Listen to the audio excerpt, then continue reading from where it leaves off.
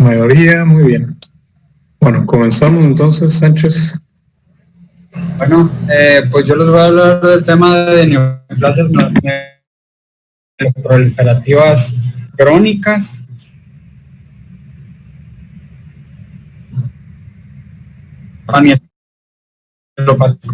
Célula hematopoyética, así como granulocítica, presenta un incremento tanto en la sangre periférica como en la médula ósea, con predominio en una de ellas, puede ser en las dos.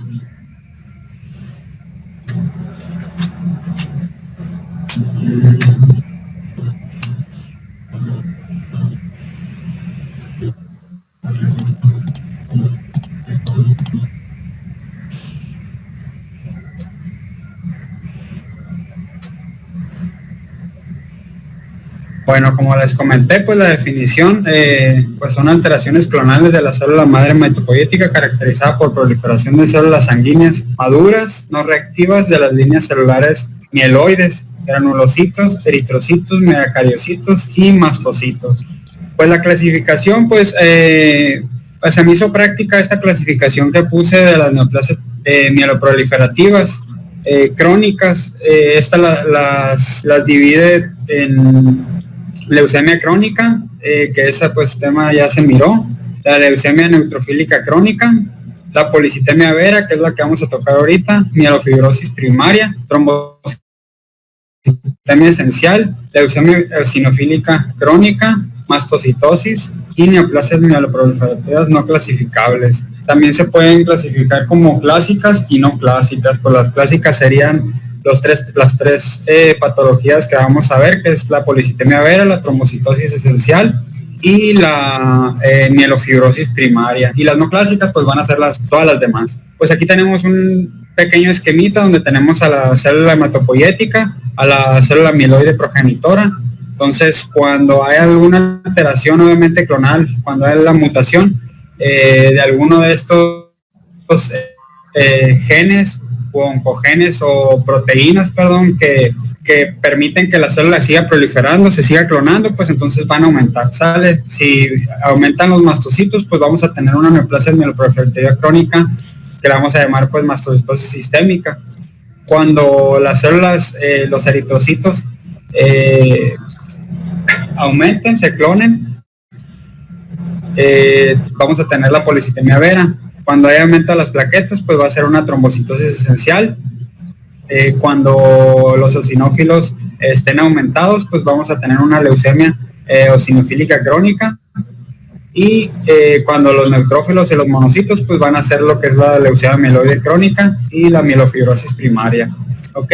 En el cuadrito de más a la derecha tenemos los genes,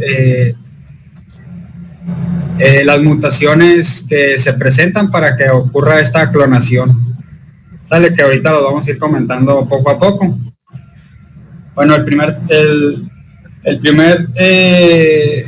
tema es la policitemia vera. Esta se define como un aumento de la masa eritrocitaria junto con un aumento también de los granulocitos y plaquetas, independientemente de los mecanismos normales de la regulación de la hematopoiesis. Una mutación de JAK2, el B617F, o puede haber otra mutación similar. Ese se presenta en más del 95% de los casos de policitemia vera y también se puede presentar en las trombocitosis esencial y en la mielofibrosis en un 50%. Estas mutaciones de la tirosina sinasa se presentan en el cromosoma 9. Entonces también hay alguna alteración en el exón, que puede ser en el exón 12 y 14. Epidemiológicamente, pues la edad media aproximadamente en la que se presenta es a la edad de los 60 años. La incidencia es mayor en hombres que en mujeres, 2.8 a 1.3 casos por 100.000, con un promedio de 1.9 casos por 100.000 habitantes año. Se piensa que está relacionada a la radiación ionizante como factor de riesgo para que ocurra esta clonación o esta mutación de esa tirosina sinasa. Las etiologías, pues puede ser un aumento relativo de los eritrocitos por una disminución del plasma, Esto puede ser secundario a una deshidratación, por lo tanto, pues se puede ver aumento de los eritrocitos. La otra causa también, pues, es cuando, pues, obviamente en aquellos pacientes, por ejemplo, con enfermedad pulmonar obstructiva crónica, pues que presentan hipoxemia o que presentan aumento de la carboxiemoglobina, pues por lo tanto también aumenta lo que es la hemoglobina para satisfacer las necesidades de oxígeno de todas las células en el cuerpo, ¿no? Y tenemos también el aumento absoluto de eritrocitos, que es donde entra la policitemia vera, que puede ser, pues obviamente no es controlado por la eritropoyetina. Puede ser pues la primaria, que es por la policitemia vera o por la neoplasia mieloproliferativa como tal, o secundario a hipoxia, como ya les comenté. También se puede ver a una liberación de eritropoyetina de manera inadecuada. Principalmente se presenta, o podemos pensar en una policitemia vera, en lo que es el carcinoma de células claras de riñón, en los tumores hepáticos, en los tumores cerebelosos y en aquellos tumores, pues, liberadores de ACTH, como el síndrome de Cushing o la enfermedad de Cushing, ¿no? Que también pueden causar, o pues también pueden ser también los tumores pulmonares que liberan también eritropoyetina y por lo tanto causan policitemia vera y aumento de los eritrocitos. Las manifestaciones clínicas, pues la mayoría de los pacientes se descubren cuando se observa, pues, que se le hace una biometría hemática y se observa lo que es el aumento de la hemoglobina. Ahorita vamos a ver los criterios de la hemoglobina para pensar en una policitemia vera, ¿no? Y también aumento del hematocrito. Pues los síntomas son síntomas vasomotores. Se dice que, pues, obviamente como los eritrocitos, pues obviamente aumentan la viscosidad o están aumentados, pues en sangre, pues la sangre se hace un poco más espesa, por lo tanto esta eritrocitosis puede causar dolor de cabeza, puede causar mareos, acúfenos y visión borrosa. También se puede presentar, como también hay aumento de los granulocitos y también hay aumento de las plaquetas. Sin embargo, pues lo más evidente en la policitemia vera, pues es el aumento de los eritrocitos. También puede haber trombosis, tanto arterial como venosa, y se puede presentar, pues, como trastornos visuales transitorios, se puede presentar como amaurosis fugaz, como migraña ocular, como un síndrome de Budd-Chiari, como eritromelalgia, que es quemazón intensa con un dolor urente, principalmente en las palmas de las manos y las plantas, ¿no?, de los pies. Estas se observan de aspecto rojizo, como si estuvieran quemadas. Es algo, pues, no patognomónico, pero característico, pues, no, por la rubicundez de la eritrocitosis. También, pues, obviamente, como hay trombocitosis, pues también hay aumento de riesgo de trombosis venosa profunda, hay también riesgo de infarto del miocardio y hay también riesgo de EBCs de tipo trombótico, ¿no? Otras manifestaciones clínicas que se pueden presentar es que hay disfunción plaquetaria. Las plaquetas funcionan de manera anómala, por lo tanto, pues, se pueden presentar también como manifestaciones clínicas. Puede haber hematomas, puede haber sangrados y hemorragias gastrointestinales. También puede aumentar los basófilos, por lo tanto los gránulos de los basófilos, pues, pueden causar prurito, pueden causar úlcera péptica por aumento de la acidez gástrica, y pueden causar aumento del ácido úrico por el recambio celular constante que se está presentando en las células, y por lo tanto, pues, podemos encontrar gota o tofos gotosos.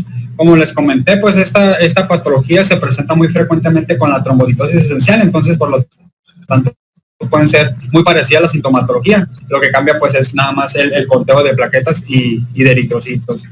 A la exploración física. Nada más comentando un poco más de lo del cuadro clínico, que cuando se mencionaba lo de hiperviscosidad, pues hay un síndrome que es el síndrome de hiperviscosidad, que justamente puede pasar en la policitemia vera, pero no es exclusivo de esto. De hecho, también puede ser en las leucemias, también en la trombocitosis, en mieloma y macroglobulinemias. Esto está definido por una tríada que se mencionaba, que es el déficit neurológico, alteraciones visuales y también el sangrado de mucosas es lo que conlleva un síndrome de hiperviscosidad, y pues es por el aumento de tanto de células o algunas proteínas. Por eso también en el mieloma puede llegarse a presentar este síndrome,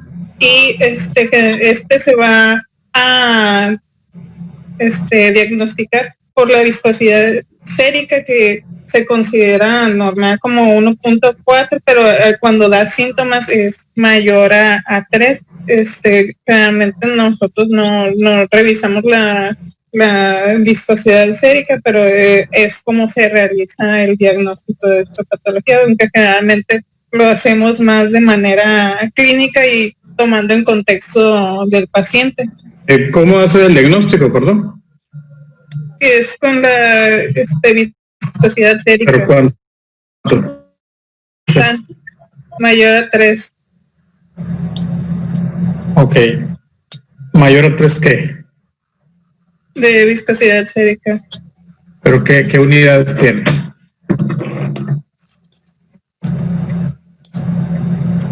¿Lo leyeron o saben? No recuerdo las unidades.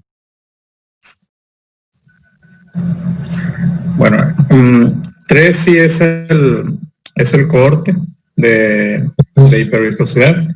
¿Sí? Es la hemoglobina entre el hematocrito, como el que se usa en el dengue, ¿qué no? La hemoglobina entre el hematocrito. ¿Qué usas en el dengue? O sea, pues es el grado de hemoconcentración. Ajá. Pero la viscosidad la mides en centipoints. Entonces, las unidades que dice son centipoints. Pero casi siempre el paciente está sintomático cuando se alcanza una viscosidad arriba de 4. Y siempre van a estar presentes cuando el paciente tiene una viscosidad mayor de 8. Lo normal, no sé cuándo es que esté cercano a 2, si acaso 2, cuando mucho puede estar en 3, pero no más de eso. Lo que más presenta hiperviscosidad es la macroglobulinemia de Waldenström y el mieloma múltiple, mucho más la macroglobulinemia, pero sí se vincula con mielomas, sobre todo aquellos mielomas que son IgA y aquellos que son IgG también. Pero la macroglobulinemia es la que más da hiperviscosidad por la inmunoglobulina M. Pero no quiere decir que la policitemia y los mieloproliferativos no puedan dar hiperviscosidad. Sí dan con menos frecuencia, pero sí tienen hiperviscosidad. Ok, continuamos, Sánchez. Sí, doctor. Pues en la exploración física, lo que vamos a encontrar, pues obviamente, pues es lo que es la plétora facial. Vamos a la cianosis rubicunda, o sea, unas facies rojizas, ¿no? Y edematosas. Vamos a encontrar hepatomegalia y esplenomegalia por el secuestro que está viendo de esta celularidad, y también por la hematopoiesis que se presenta, y por el síndrome mieloproliferativo como tal, ¿no? Esto se puede presentar hasta en 75% de los casos. Vamos a encontrar escoriaciones en la piel por el prurito intenso, por la liberación de los gránulos de los basófilos. Estigmas, podemos encontrar estigmas de eventos trombóticos como venas varicosas, o sea, trombosis venosa profunda, con aumento de la ingurgitación de las venas en miembros pélvicos, cambios de coloración y también pues obviamente trombosis venosa superficial. Pues vamos a también encontrar datos de artritis, obviamente dolor en las articulaciones, y pues también podemos encontrar los tofos gotosos, pues que son vamos a encontrar las los tofos en las articulaciones, ¿no? Y pues como ya lo había comentado anteriormente, pues la eritromelalgia, que es el dolor urente, quemante, como en palmas y plantas. Las anormalidades en el laboratorio que vamos a encontrar, pues la hemoglobina pues la podemos encontrar arriba de 18.5 gramos sobre decilitro, la podemos encontrar en un 73%. El conteo total de leucocitos lo podemos encontrar en un 49%, arriba de 10.500. Vamos a encontrar también plaquetas arriba de 450.000. Una reacción leucoeritroblástica la podemos encontrar en un 6%. Una DHL elevada, así también como una mutación, obviamente, del JAK2 en un 98% y en un 81% la eritropoyetina baja, con niveles bajos en suero, ¿no? Esa es la característica. Bueno, en la médula ósea, pues vamos a encontrar una hipercelularidad con un mayor de precursores eritroides y un variable aumento de fibras de reticulina, ¿no? Ahí tenemos la fotografía, pues, en la policitemia vera, cómo se observa lo que es en la recolección de la sangre, pues, el aumento, ¿no? En el nivel de eritrocitos, ¿no? A comparación de un tubo normal. La médula ósea, pues, va a estar hipercelular y, pues, con la tinción de reticulina, pues, se va a ver aumentada, ¿no? Las fibras en la policitemia vera. Pues los marcadores clonales, como ya los comenté, pues se presentan estas activación de las mutaciones, se presentan en el JAK2 en 95 a 100%. La mutación en el exón 14 se presenta del 95 al 97%, que es en la mayoría de los casos. Y la mutación en el exón 12 también se puede presentar, que sería en un 1%, ¿no? En menor porcentaje. Bueno, entonces, a ver, nada más blanco, que a ver si nos pudieras enumerar en generalidades los síntomas y signos clínicos del paciente. Pues sería la rubicundez, pues, de la cara, cefalea, equimosis,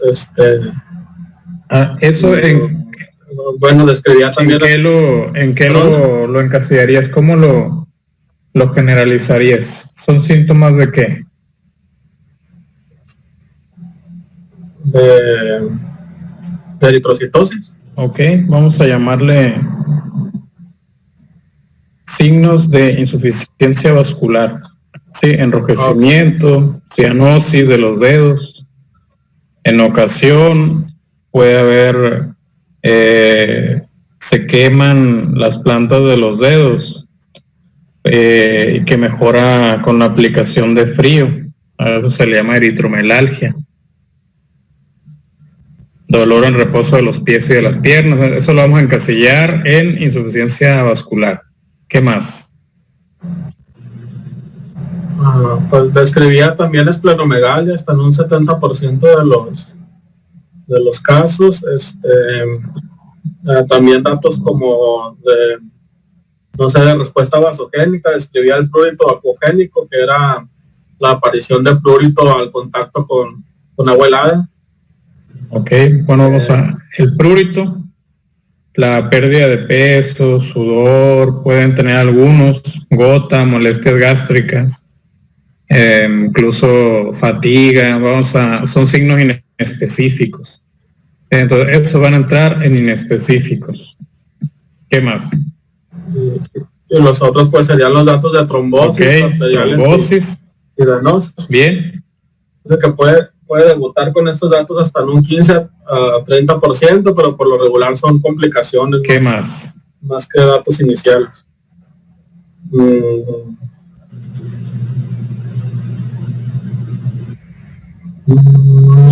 Hemorragias. De estos pacientes, a pesar por lo que es la hiperviscosidad, los pacientes sangran, como dice Andrés La hiperviscosidad les no permite el correcto funcionamiento de la coagulación, o sea, sobre todo porque lo que tiene que ver con las plaquetas. Entonces, tiene un mal funcionamiento y estos pacientes pueden sangrar, sobre todo cuando el paciente asocia trombocitosis. Aquellos pacientes que tienen más de 1 millón de plaquetas, sucede algo que se llama pseudo von Willebrand, ¿sí? El pseudo von Willebrand es una patología adquirida. Cuando el paciente tiene demasiadas plaquetas, que es más de 1 millón de plaquetas, se obstruyen unas con otras y no funcionan. Eso es a lo que se le llama pseudo von Willebrand. Entonces, estos pacientes pueden tener sangrados gastrointestinales, epistaxis, gingivorragia, ¿sí? Incluso también, como a estos pacientes se les da aspirina para prevenir la trombosis y llegar a aumentarse las plaquetas, se puede exacerbar los eventos de sangrado. Y son un 15 a 30% y son causa de muerte alrededor de un 3 a 5% de los pacientes. Y el último son neurológicos. Pueden tener cefaleas, parestesias, sensación de vértigo, defectos visuales, escotomas, diplopias, incluso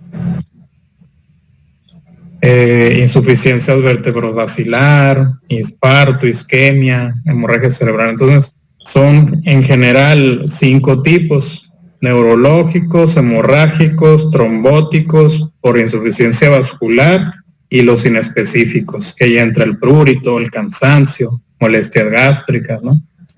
Y los infiltrativos, que vienen por la esplenomegalia. Ok, continuamos ahora sí, Sánchez. Hola, buenas. Soy Alejandro. Nomás me llamó mucho la atención a mí también lo de la sintomatología gastrointestinal que se comentaba. Decía que pues era común lo que es la epigastralgia y que pues estaba, como comentó usted ahorita, dado por la hiperviscosidad, y que aparte había un factor que había más liberación de histamina de parte de los basófilos, y que también se había asociado a un aumento en los pacientes del Helicobacter pylori, y pues que todos esos factores pues hacía común que hubiera síntomas gastrointestinales. Ok, muy bien. Entonces continuamos, Sánchez. Pues los criterios diagnósticos, pues estos fueron los que encontré en UpToDate de ahora el 2020, pues son los del 2016, que los divide en criterios mayores, que son estos que tenemos en la pantalla. Es una hemoglobina mayor de 16.5 en hombres.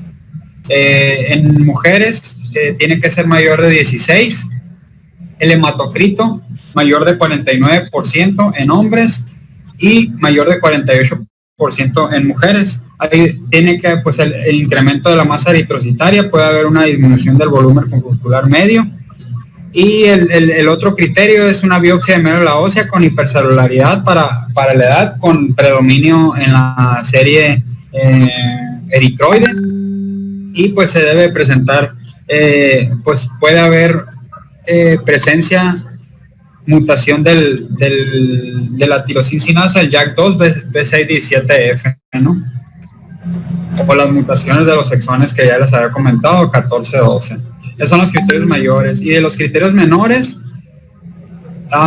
pues únicamente dejaron como criterio menor, dejaron la eritropoyetina en niveles bajos, ¿no? Para hacer el diagnóstico, pues obviamente pues debe presentar los 3 criterios mayores, y si no se presentan los 3 criterios mayores, no sé por qué no da acá.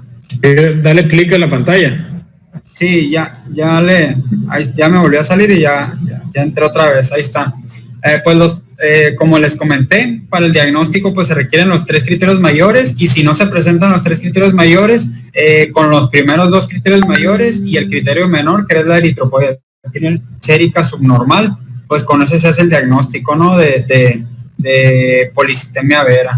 Okay, el tratamiento, pues los podemos dividir hay una tablita también que se va a presentar más adelante que los dividen en bajo riesgo, en riesgo intermedio y en riesgo alto, dependiendo de la edad, si hay trombosis y dependiendo cómo están las plaquetas, así como había comentado el doctor acertadamente, ¿no?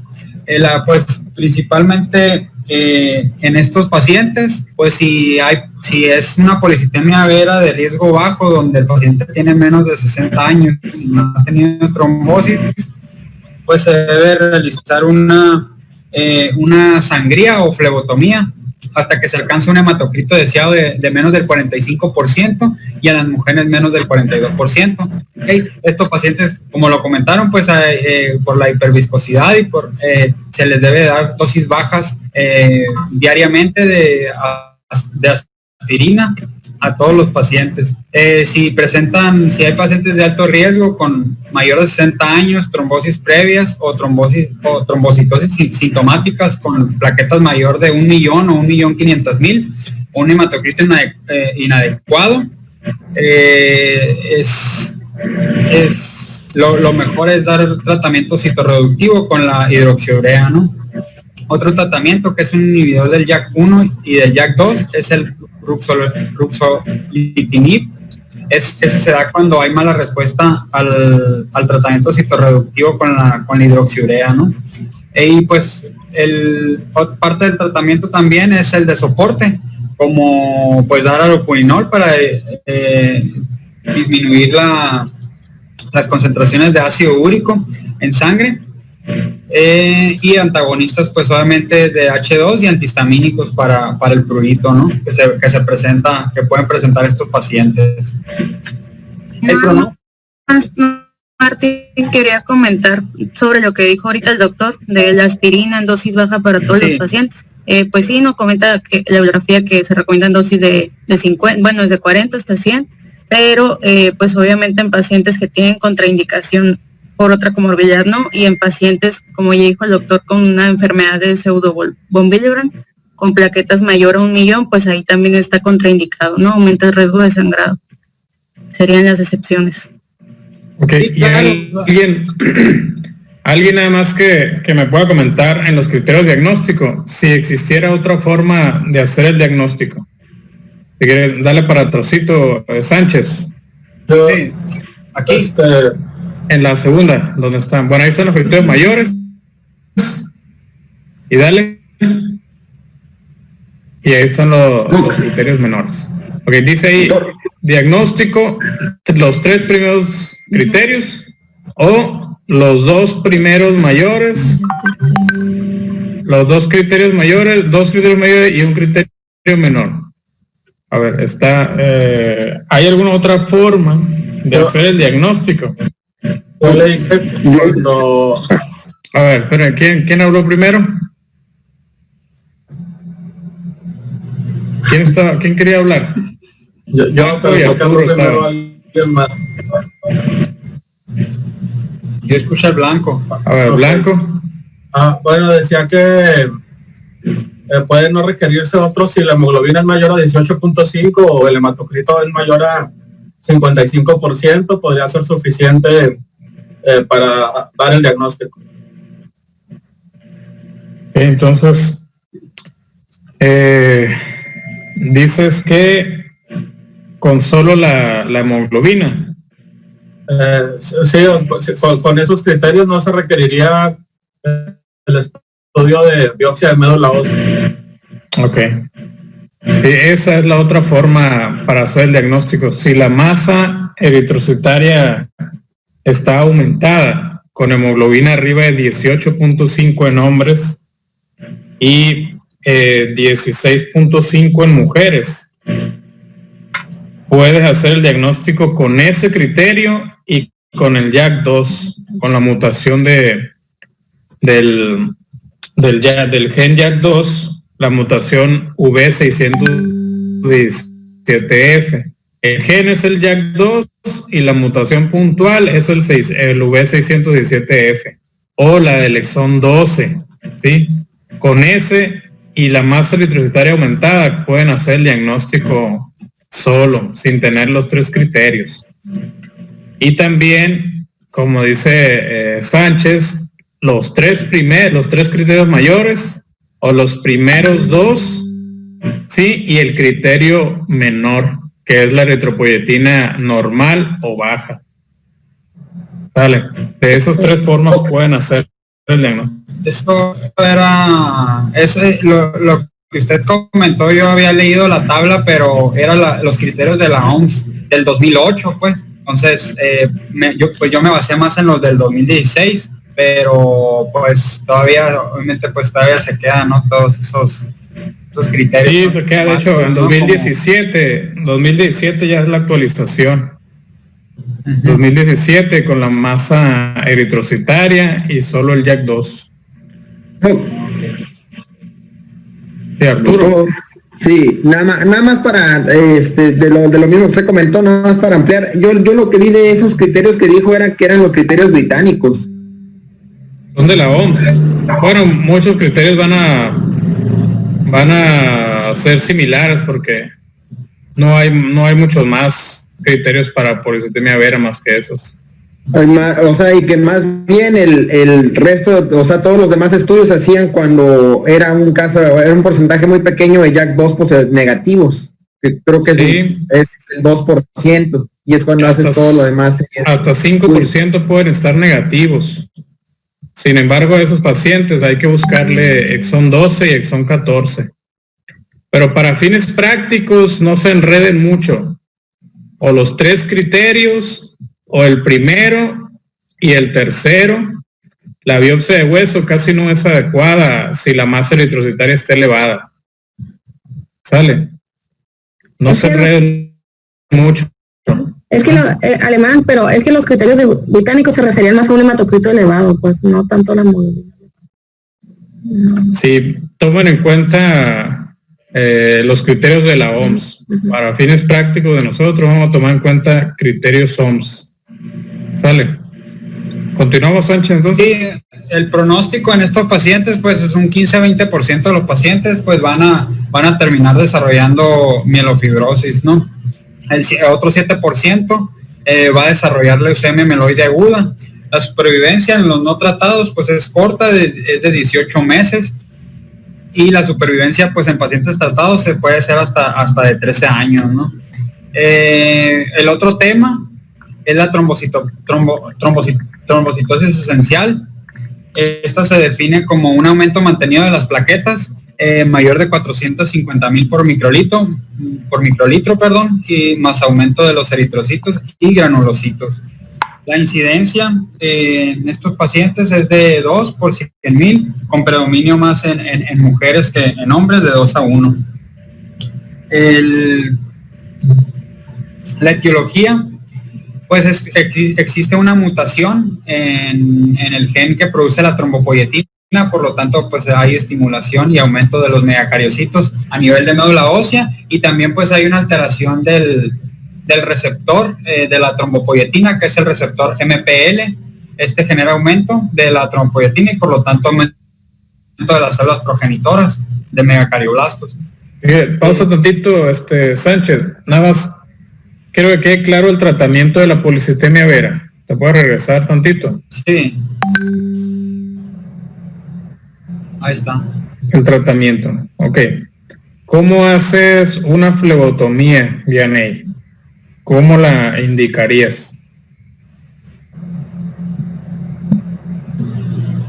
No sé el volumen, doctor, de sangre que se drena. Normalmente son de 7 mililitros por kilo, doctor, pero esa tolerancia del paciente más que nada.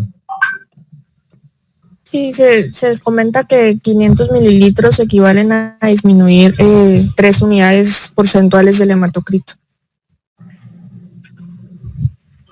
¿Alguien más? No, que la meta sería mantener un hematocrito por debajo del 45%, y la recomendación es que se inicie con volúmenes de 250, que se pueden incrementar hasta 500 al día, reponiendo el volumen con solución salina, según vaya tolerando el paciente.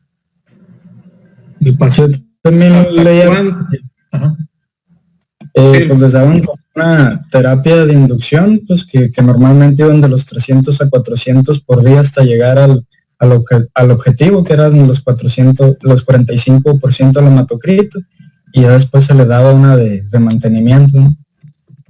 Y eso ya dependería de los niveles de hematocrito del paciente. Les pregunto porque los que van a medicina interna no solo van a hacer flebotomías en pacientes con policitemia, sino también van a hacer flebotomías en pacientes cardiópatas, ¿sí?, que tienen eritrocitosis secundaria, pacientes con EPOC, por la hipoxemia que hacen eritrocitosis elevada. Entonces van a indicar flebotomías en otros tipos de pacientes que son más frecuentes todavía, ¿sí? Entonces, ¿cómo la van a indicar? Le van a decir, no, pues váyase al banco de sangre, es una flebotomía, pero cada qué tanto la van a hacer, cuánto volumen le van a sacar. Yo había leído, doctor, que no era tampoco muy recomendable como primera instancia realizar las flebotomías debido a que de cierta manera el paciente o el organismo lo detecta como si fuera una hemorragia y posteriormente se conlleva una sobreproducción de glóbulos rojos. Eso es como quien dice fácil y muy cómoda para el paciente porque rápido siente mejoría, pero después de algunos días pues la sobreproducción de glóbulos rojos se da pues como reflejo ante la misma flebotomía y se debería evitar. Solamente en algunos pacientes se debería tomar en cuenta, como los que mencionó, los cardiópatas o los de alto riesgo trombótico. Yo encontré que en cuanto al volumen que se puede remover son de 300 a 400 mililitros, que puede ser de manera inicial 2 veces por semana a 3 veces por semana, y ya manteniendo el hematocrito deseado puede hacerse cada 3 meses. Ok, pues por lo menos sí se puede realizar cada 2 semanas, se puede realizar, 2 veces por semana. Lo más recomendable, pues, lo que hacemos acá en nosotros es dejarle una cada semana y ya como mantenimiento le dejamos una cada mes. Pero si el paciente lo tiene hospitalizado y lo pueden monitorear, le pueden hacer una cada semana o incluso hasta 2 veces por semana. Y el hematocrito meta es debajo de 45. Tienen que llevar al paciente deseado debajo del 45 y 42 en mujeres. Si no tuvieran hidroxiurea, ¿qué es lo que utilizarían? Interferón. Se utilizaría el interferón, sobre todo en mujeres embarazadas.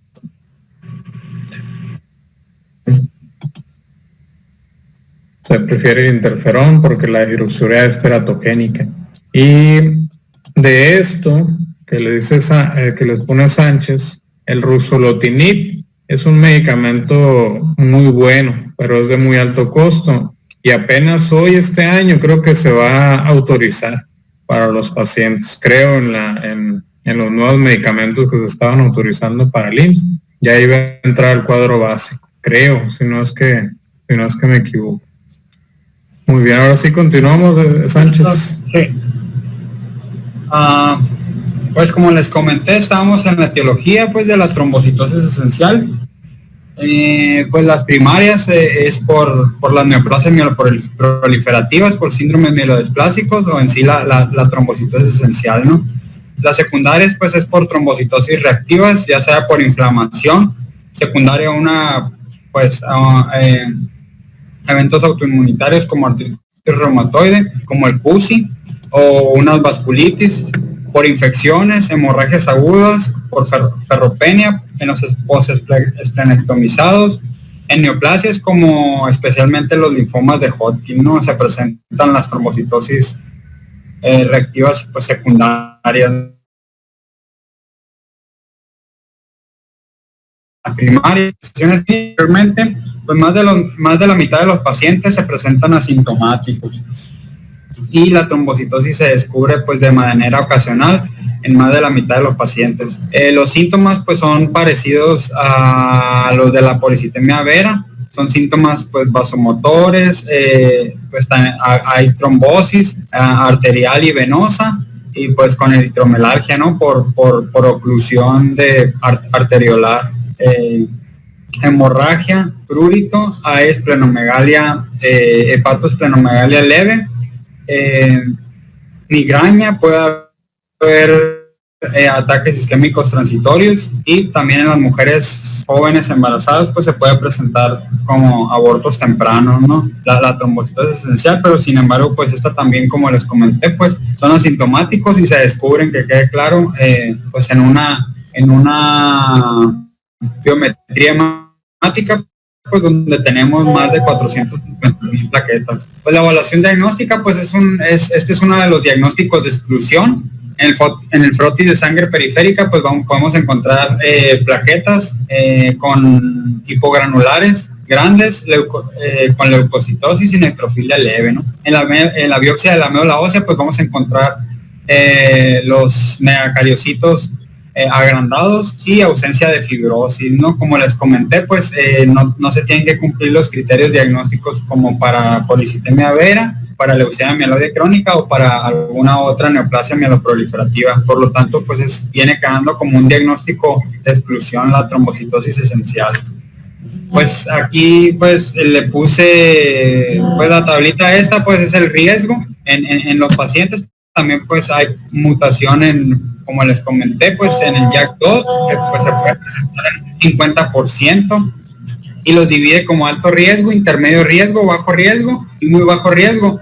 Pues es lo que ya habíamos comentado, pues no sé si me equivoqué en ponerla acá abajo, hasta abajo la tabla o era arriba, pues, pero como les dije, pues es el mismo, casi es muy parecido pues a la policitemia vera, y muchas de las cosas que vienen en esta tabla pues ya lo hemos ido comentando durante la exposición. Sí, se maneja muy similar, porque las dos tienen el riesgo aumentado de trombosis, pero es más aplicable aquí en la trombocitosis esencial. Ajá.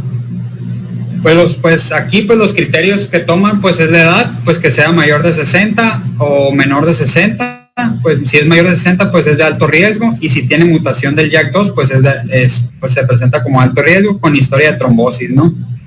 De riesgo intermedio pues es mayor de 60, que no tenga mutaciones en el JAK2, y pues que no tenga historia de trombosis. De bajo riesgo pues menor de 60 con mutación y sin historia de trombosis. Y de muy bajo riesgo pues que no tenga nada, pues que tenga menor de 60, que sea joven, pues que no tenga mutación y que no tenga historia de trombosis. Y pues con esta tablita pues estratificamos al paciente, y con esa estratificación pues le damos el tratamiento, y es lo que ya hemos venido comentando. Pues aquí viene en esta tablita pues resumida pues los de bajo riesgo, los de riesgo intermedio y los de alto riesgo, ¿no? Pues los de bajo riesgo pues hay que considerar pues darle pues dosis bajas de aspirina diariamente. Inclusive pues se puede, si es de riesgo intermedio, pues se puede dar aspirina, se puede considerar dar aspirina, o únicamente se puede considerar estar vigilando al paciente y no dar tratamiento. Si las plaquetas pues como ya comentaron pues están más de 1 millón, pues puede haber pues se puede presentar una enfermedad de von Willebrand adquirida por la disfunción plaquetaria que existe. Por lo tanto pues no es recomendable pues dar la aspirina. Aquí en los pacientes pues de alto riesgo es más recomendable o dar dar tratamiento citorreductivo con la hidroxiurea para que las plaquetas, para lograr disminuir las plaquetas abajo de 400,000, de 100 a 400,000 no es la meta que debemos de tener en estos pacientes de alto riesgo. Y pues si es una paciente si es joven o está embarazada, pues como es tóxica, es fetotóxica, pues entonces debemos de manejar el interferón alfa, ¿no? Ese es a grosso modo pues es lo mismo que ya veníamos explicando, pues de bajo y alto riesgo, ¿no? El pronóstico en estos pacientes, pues la supervivencia total es de bajo riesgo, es igual a la población de control y tiene un riesgo de transformación de leucemia mieloide aguda menor del 2% y un riesgo de transformación a mielofibrosis primaria de un 10% estos pacientes. El último tema es la mielofibrosis primaria, que se presenta, que es una mieloproliferación igual clonal, con fibrosis. Aquí hay fibrosis medular reactiva y hay hematopoiesis extramedular, ¿no? Esta presenta una etapa prefibrótica, hay proliferación de megacariocitos, hay fibrosis con reticulina grado 1 y puede haber aumento de la celularidad en la médula ósea. La etiología, pues principalmente es por la neoplasia mieloproliferativa, es la mielofibrosis primaria, y también puede haber mielofibrosis pues por la policitemia vera y por la trombocitosis esencial. Otras neoplasias hematológicas también pueden causar mielofibrosis primaria, pues, que puede ser la leucemia mieloide crónica, la leucemia mieloide aguda, la LLA y los síndromes mielodisplásicos, así como los tumores sólidos de mama y próstata. Las enfermedades autoinmunitarias también es un grupo muy importante que pueden causar mielofibrosis primaria. Estos pacientes, los pacientes con lupus y aquellos pacientes con enfermedad de la colágena, ¿no? Algunas toxinas como el benceno pueden causar toxicidad en la médula ósea y causar fibrosis, la radiación y los granulomas, ¿no? Así que también pues debemos de descartar en estos pacientes tuberculosis o alguna enfermedad por aspergillus o alguna sarcoidosis, ¿no? También se puede presentar por depósitos de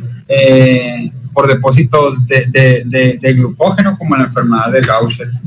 Las manifestaciones clínicas, pues en estos pacientes, la eritropoiesis hay una eritropoiesis ineficaz. Estos pacientes pueden presentarse con anemia y pueden presentar una hematopoiesis extramedular. Por lo tanto, esta hematopoiesis se presenta en los órganos que son natos de la eritropoiesis, como es el hígado y el vaso. Por lo tanto, en estos pacientes podemos encontrar una esplenomegalia masiva. Esto va con el comentario que se había hecho muy al principio, pues que estos pacientes, ya sea que pueden presentar dolor abdominal, epigastralgia y saciedad precoz, no por el crecimiento masivo del vaso, ¿no? Por la masa tumoral y el aumento del recambio celular, pues puede haber síntomas B como pérdida de peso, fatiga y sudoración. Hay cambios en la densidad de los huesos por la fibrosis que hay, por lo tanto tienden a tener estos pacientes dolor óseo. Pues la evaluación diagnóstica, aquí lo más importante para hacer un diagnóstico. Nada más ahí, Sánchez, en la exploración, sí. Ahí como lo recalcaste muy bien, para que esté claro, es una enfermedad casi muy característica, la esplenomegalia masiva, grandes esplenomegalias. Entonces tiene un paciente con mieloproliferación en la biometría y aparte encuentran que el paciente tiene una esplenomegalia masiva, es muy característico. Casi el 80% de los pacientes van a tener esplenomegalia al diagnóstico y un 10% va a ser masiva. Entonces van a tener dolor, puede haber hepatomegalia por congestión, saciedad precoz, como decía Sánchez. Entonces es algo casi muy característico. Si no tiene esplenomegalia, es muy difícil que sea mielofibrosis. Así es, doctor. Entonces, aquí lo más importante en estos pacientes, pues, es que laboratorialmente, pues, podemos encontrar anemia y pues puede haber variabilidad en las plaquetas y en los leucocitos. En el frotis de sangre periférica, dado que la enfermedad se caracteriza por una fibrosis medular y una mieloptisis, o sea, pues hay ocupación por fibrosis de la médula ósea, pues vamos a encontrar principalmente dacriocitos, como se ve en esta hermosa imagen. Ahí vemos los dacriocitos ahí los tenemos en medio del campo. y vamos a encontrar reacción leucoeritroblástica, ¿no? Esas son las dos características que se presentan en la mielofibrosis primaria.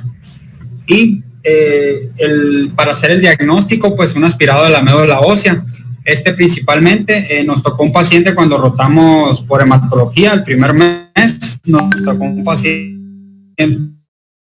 con una mielofibrosis primaria, el aspirado pues es seco completamente, ¿no?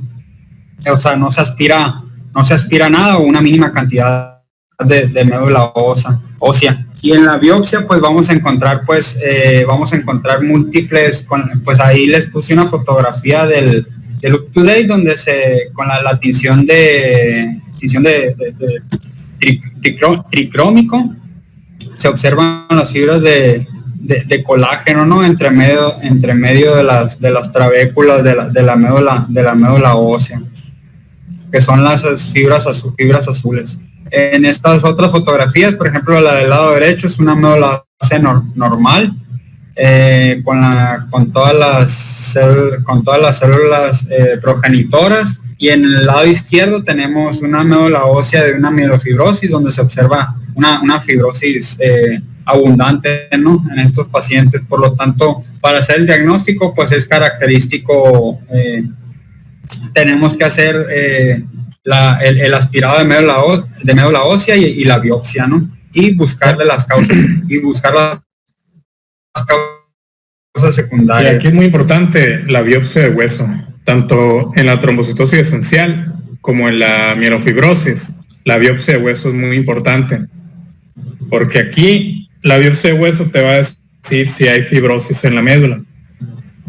Vamos a buscar dos tipos de fibrosis: fibrosis reticulínica y fibrosis colágeno. Una vez que la médula está ya repleta de fibrosis, ya no va a haber celularidad. Generalmente la mielofibrosis va a tener varias fases. Una fase proliferativa, que es donde la van a encontrar con muchas células. El paciente puede confundirse con qué enfermedad, María del Rosario.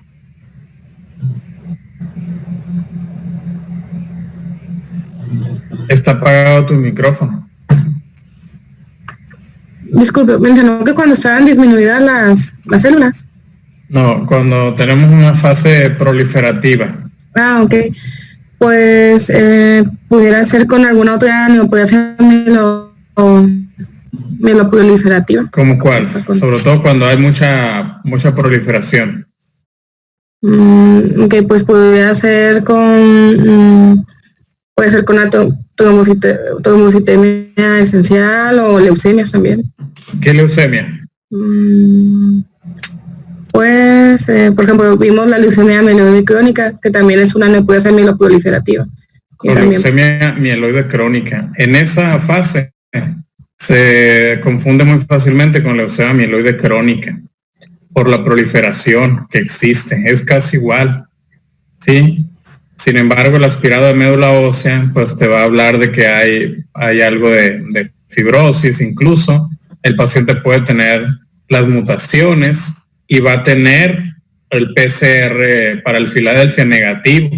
Entonces así es como se va a hacer el diagnóstico. La siguiente fase es una fase prefibrótica, ¿sí? donde ya la médula empieza a llenarse de fibrosis. Y la última es la fase ya fibrótica, donde ya toda la médula está reemplazada completamente por fibrosis. Entonces, esa es la evolución de un paciente.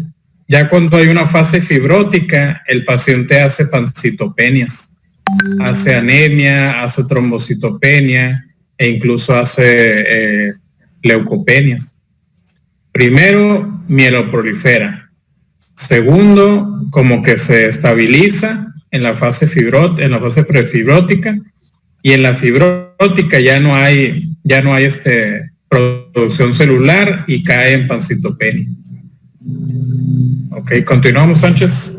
Sí, pues ya, pues las mutaciones, como ya les comenté, pues se pueden presentar en el JAK2 en un 45 a 50%. hay mutación del receptor MPL en 7 a 10% y mutación del CALR en del 45 al 50% se presentan en estos pacientes.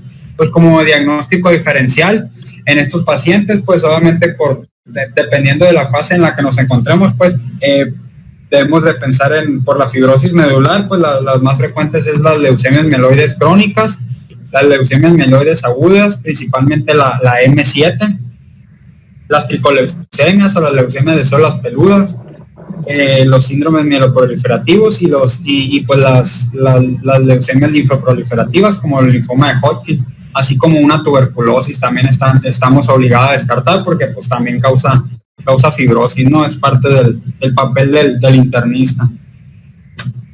Los criterios diagnósticos, pues aquí están, pues a grosso modo, pues igual se dividen en criterios mayores y criterios menores, y pues hay presencia dependiendo de la fase, pues puede haber presencia de megacariocitos con atipia, acompañados pues de colágeno y reticulina. Pues la característica es que no debe de cumplir los criterios para trombosis esencial, para policitemia vera y para la leucemia mieloide crónica con el gen BCR-ABL positivo, el cromosoma Filadelfia positivo, ¿no? Porque pues obviamente pues nos estaría orientando a la LMC. También pues descartar que no sea un síndrome mielodisplásico o otra neoplasia mieloide. Pues debe haber presencia o mutación del JAK2, del CALR o del receptor MPL, ¿no? Como criterios menores, pues puede haber anemia, al menos se debe presentar uno, y puede haber leucocitosis, una esplenomegalia pues palpable, un incremento de la DHL y reacción leucoritroblástica, ¿no? También se debe presentar. Y aquí abajo pues les pongo pues que para hacer el diagnóstico pues se requieren al menos 3 criterios mayores y con un criterio menor. ¿Dónde veíamos reacción leucoritroblástica, Alejandro Navarro? ¿Cómo, perdón? ¿Dónde veíamos también el patrón leucoritroblástico? Leucoritroblástico. En la LMC me parece. En la LMC, por eso se pueden confundir los dos, sobre todo en la fase prefibrótica. En la LMC hay patrón leucoritroblástico también. Muy bien. Continuamos, Sánchez.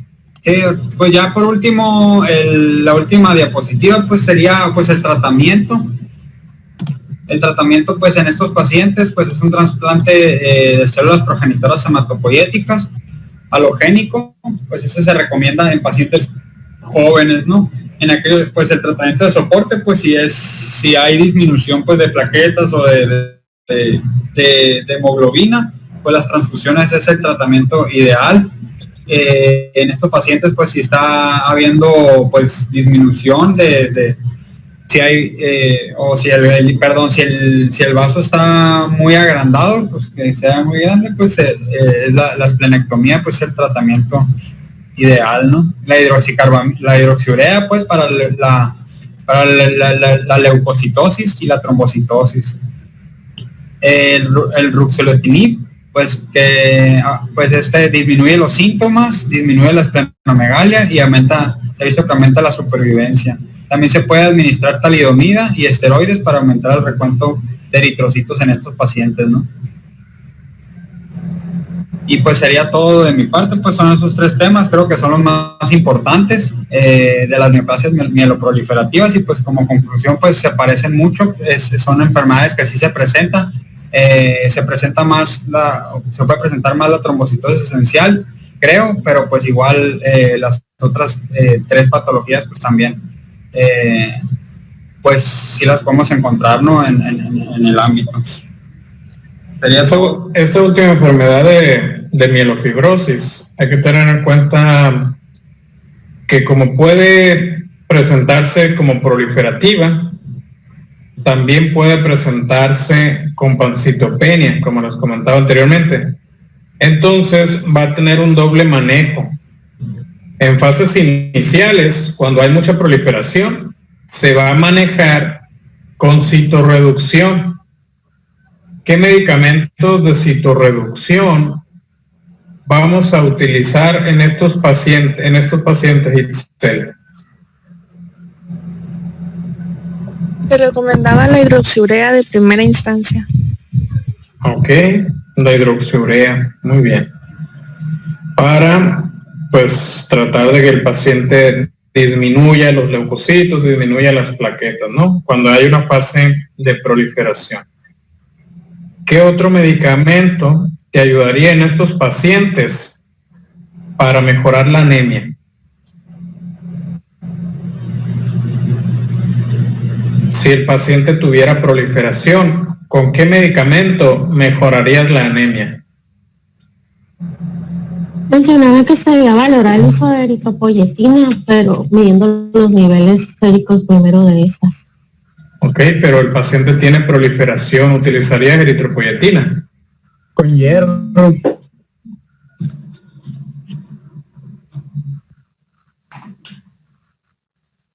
Tienen que ver los niveles, ¿sí? Sin embargo, cuando el paciente tiene proliferación, si ustedes le dan eritropoyetina, pueden tener un efecto cruzado con las plaquetas. Y si el paciente tiene proliferación, el paciente va a estar con trombocitosis. Y lo que puede causar es que la eritropoyetina misma que ustedes le dan estimule más la producción de plaquetas y ocasionar un aumento de plaquetas iatrogénico. Entonces puede tener un efecto cruzado. Generalmente, para tratar de mejorar la anemia se utiliza danazol cuando el paciente tiene proliferación. Se utiliza danazol, y una vez que el paciente está con pancitopenia, ahí sí ya puedes utilizar la eritropoyetina como agente estimulante, ¿sí? O sea, tiene esos dos tipos de manejos de los pacientes. A veces cuando asocian eventos autoinmunes que puedan hacer anemia hemolítica, que tenga trombocitopenia autoinmune, los esteroides pueden ser una vía para aumentar rápido la hemoglobina o las plaquetas. El ruxolitinib es el único medicamento que ha comprobado que reduce los síntomas y reduce la esplenomegalia. Incluso aumenta, bueno, no se ha comprobado que aumente en sí la supervivencia, sin embargo sí los síntomas, y reduce bastante la esplenomegalia. El trasplante pues solo se va a reservar para aquellos pacientes que tengan un riesgo alto y muy alto. Intermedio 2 a alto, perdón. Y la esplenectomía, ¿qué leyeron sobre la esplenectomía en estos pacientes? ¿Se realiza? ¿No se realiza?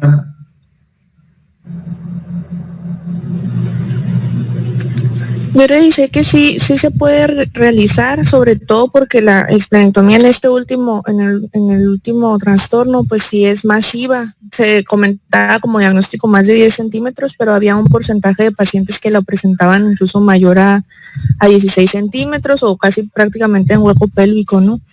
Entonces, pues sí mejoraba los síntomas. Y también se mencionaba algo sobre la radiación esplécnica, pero realmente no encontré mucha información al respecto, como previo a la esplenectomía. Entonces, la esplenectomía sí se realiza. ¿Sí?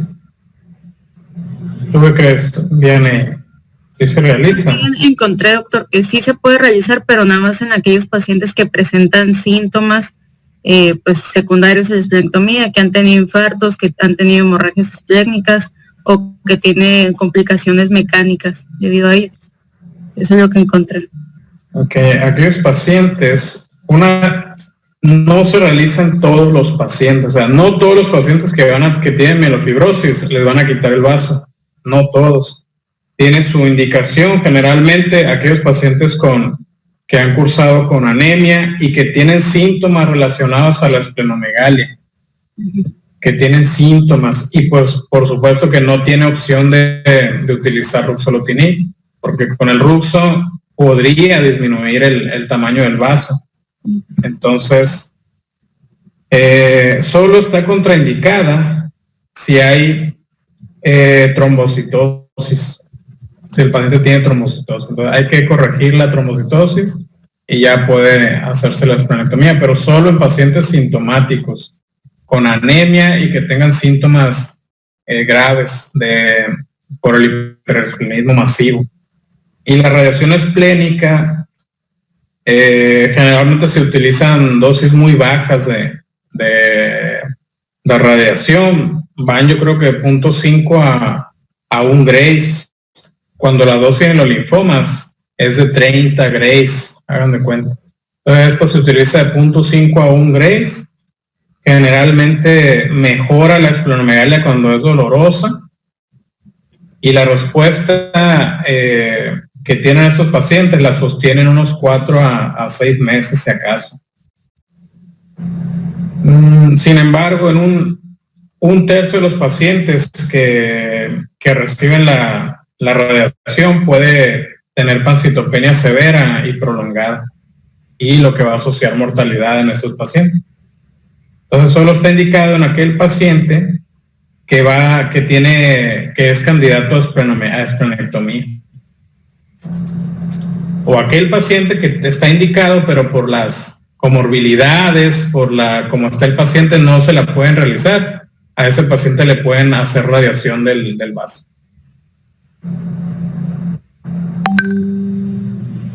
Muy bien. ¿Alguna duda, alguna pregunta, chicos? Yo nada más tengo una pregunta.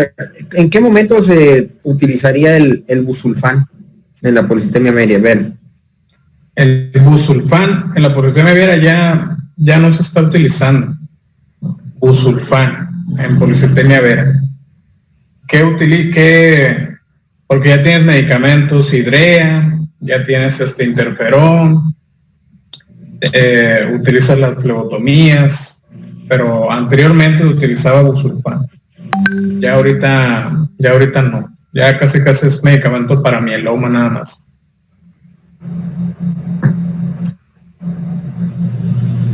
Las dos patologías que habló Sánchez anteriormente generalmente evolucionan a una mielofibrosis.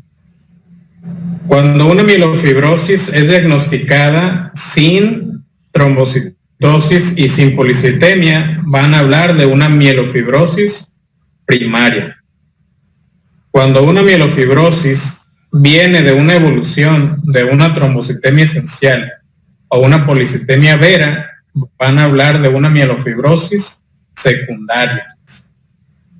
¿Sí? Entonces las dos anteriores tienen un porcentaje de evolución a mielofibrosis, y estas tres pueden evolucionar a leucemia y a síndrome mielodisplásico. Es bajo el porcentaje de la policitemia y la trombocitosis esencial, como en un 3% si acaso, pero nada más para que lo tengan en cuenta, que están muy relacionadas. Casi todas las enfermedades clonales están relacionadas en ese sentido, que pueden tener evolución a mielodisplasia o a leucemia. Sí. Y ¿qué más? Pues ya sería todo, yo creo. ¿El lunes qué clase tenemos? Linfoma Hodgkin y no Hodgkin. Okay, bueno, están los dos juntos. Pues a ver si podemos abarcarlo lo más que podamos.